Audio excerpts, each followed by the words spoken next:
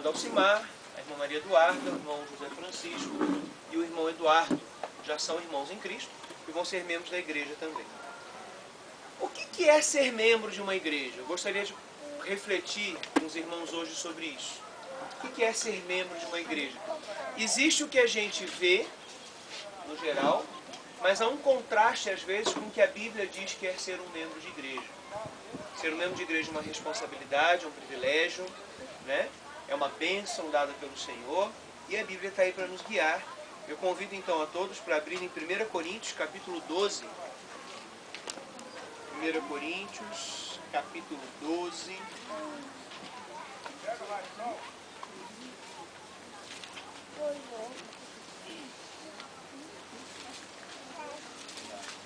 Dos versículos 12 a 27. Eu vou ficar aqui, que daí eu não fico de conta dos heróis, vocês conseguem me ver também. 1 Coríntios capítulo 12, do versículo 12 a 27.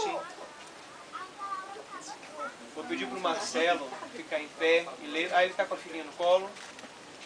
Pode ser sentado mesmo, se você puder ler para a gente.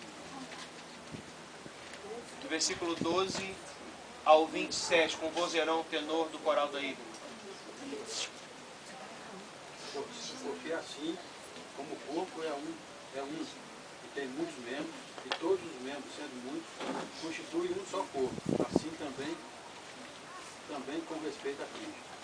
Pois em um só Espírito todos nós fomos batizados em um corpo, quer judeus, quer gregos, quer escravos, quer livres. E a todos nós foi dado beber de um só Espírito. Porque também o corpo não é um só membro, mas muitos.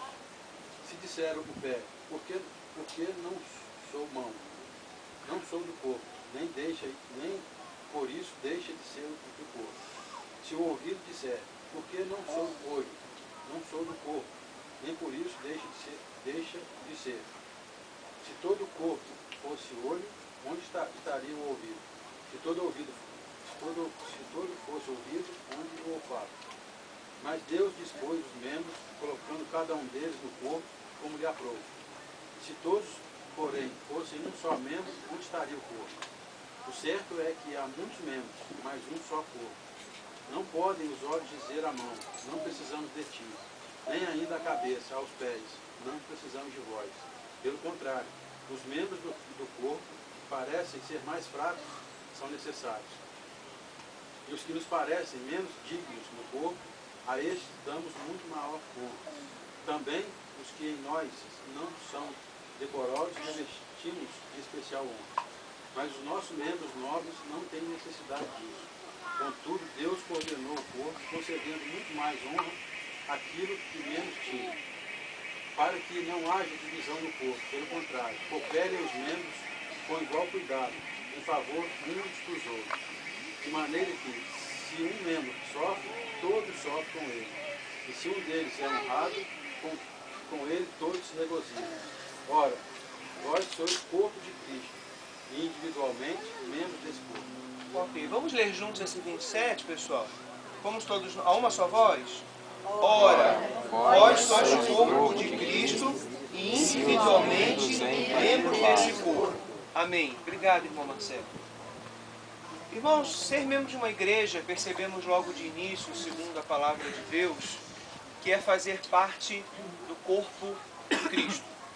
Primeira informação, não é uma instância administrativa, não é uma instância de uma administração, de uma instituição, de uma igreja que tem um CNPJ, é um princípio espiritual, em primeiro lugar, né?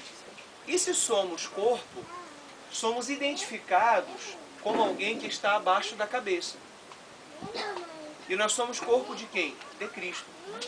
Cristo é a cabeça da igreja. Assim entendemos que ser membro de uma igreja, em primeiro lugar, é ter Jesus na sua vida como Senhor, é estar integralmente submisso a Ele, conforme o tema desse ano da nossa convenção que estamos trabalhando. Então, ser parte do corpo de Cristo e ser membro de uma igreja, em primeiro lugar, é reconhecer quem é o Senhor. Reconhecer agora quem dá a direção na nossa vida. É abrir mão do que nós fazíamos antigamente, que é deixar a nossa vida ser guiada pela nossa carne, pelas nossas emoções, pelo que nós achamos, pela nossa opinião, na nossa vida individual e na igreja. Na igreja nós temos alguém que direciona o corpo espiritualmente, sobrenaturalmente, que é o Senhor Jesus Cristo. É Ele quem dá as ordens, por assim dizer, né? A igreja, em especial igrejas democráticas como Batista, às vezes esquecem disso, acham que são democráticas para fazer a sua vontade. Mas na verdade nós somos democráticos para sermos submissos ao cabeça, que é o Senhor Jesus Cristo, por meio da sua palavra, do seu Espírito falando a cada membro trazido por Ele e acrescentado por Ele a cada igreja local também. Em seguida, nós entendemos por esse texto, em segundo lugar, que nós somos parte de outros irmãos desse corpo.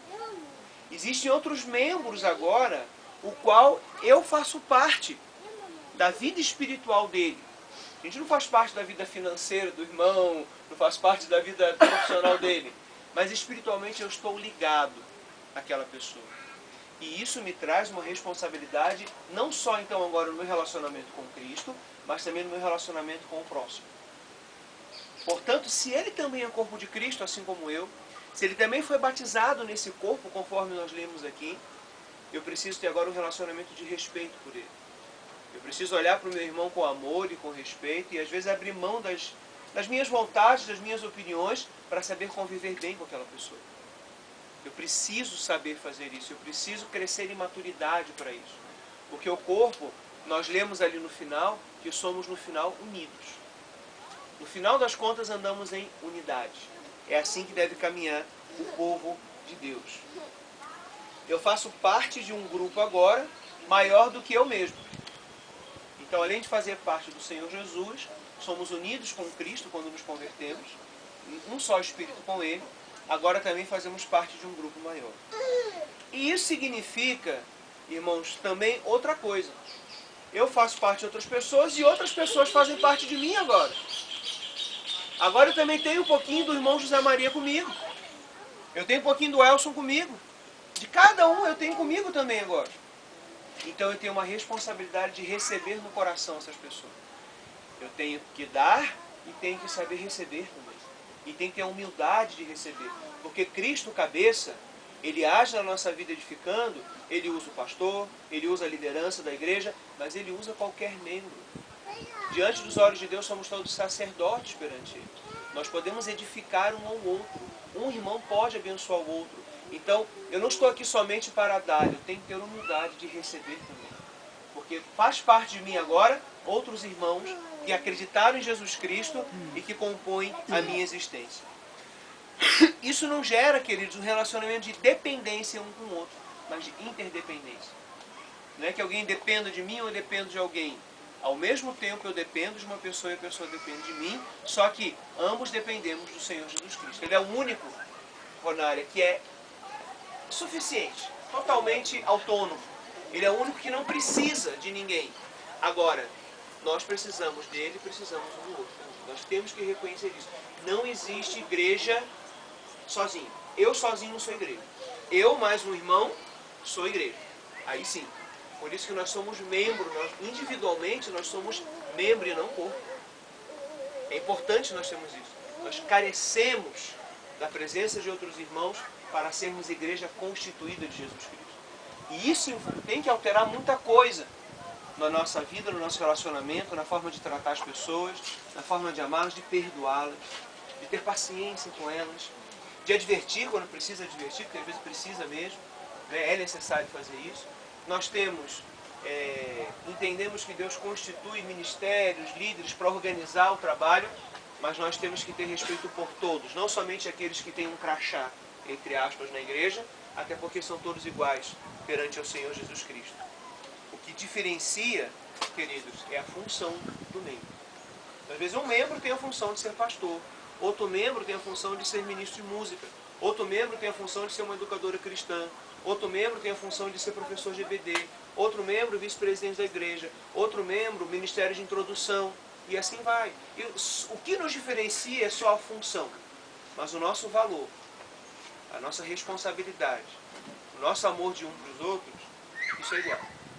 Aos olhos do Senhor somos todos sacerdotes, estamos aqui para servir, cada um com o seu papel. Portanto, na igreja não existe melhor ou pior.